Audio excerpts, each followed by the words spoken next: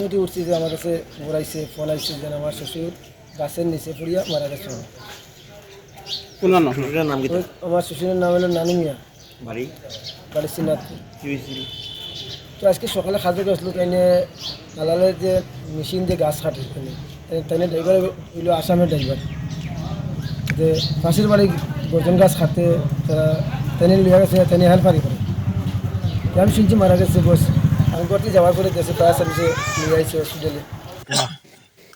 এটা খুব দুঃখজনক ব্যাপার। আমরা শ্রীনাথপুর গ্রাম পঞ্চায়েতের 2 নম্বর ওয়ার্ডের নানু মিয়া, ওই একটা ছেলে গাছ কাটা আইছে সকালবেলা পূর্ব ইয়াজিগাওড়ার 3 নম্বর ওয়ার্ডে, 4 নম্বর ওয়ার্ডে গাছটা কাটার পরে গাছটা পড়ার সময় গাছটা একবারে কোনো ডালফালা নাই, ছোট্ট একটা ডালর ডেমনি আসিল, এই ডেমনিটা বাড়ি মারিয়া মাথার মগজ টগজ সব ছিটাই দিছে।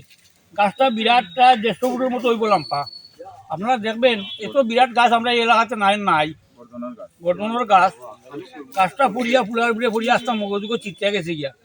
এই পরিবারটা এত অসহায় পরিবার, মানে দিন দিন রুজি না করলে তারা ভাত খাওয়ার কোনো সমস্যা নাই।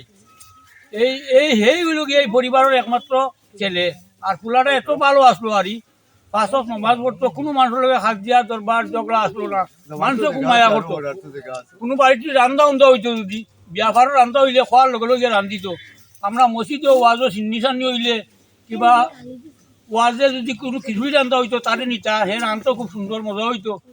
এত ভালো ফুলা আছিল, কিন্তু দুর্ভাগ্যবশত আজকে সকালবেলা ঘুম তোলে উঠিয়া মুখ ধোয়ার লগে লগে ঝুঁকি এই তোমরা গুলো শুনিয়া আমি এখানে আইছি, আইয়া দেখছি ফায়ার ব্রিগেড তারা লইয়া গেছে গিয়া। তার নামটা কি? নানু মিয়া। নানু মিয়া, নানু মিয়া বাড়ি শ্রীনাথপুর কত নম্বর ওয়ার্ড? 2 নম্বর ওয়ার্ডে। বয়স অনুমানিক কত হইব? 48-50 হইতে পারে। বাড়িতে তার ছেলে মেয়ে স্ত্রী আছে? ছেলে মেয়ে আছে, মেয়ে বিয়া দিছে, আর ছেলেও আছে, স্ত্রী আছে। কিন্তু পরিবারে এত অসহায় পরিবার। এটা এখন আপনারা সরকারের কাছে বা প্রশাসনের কাছে কি দাবি করেন?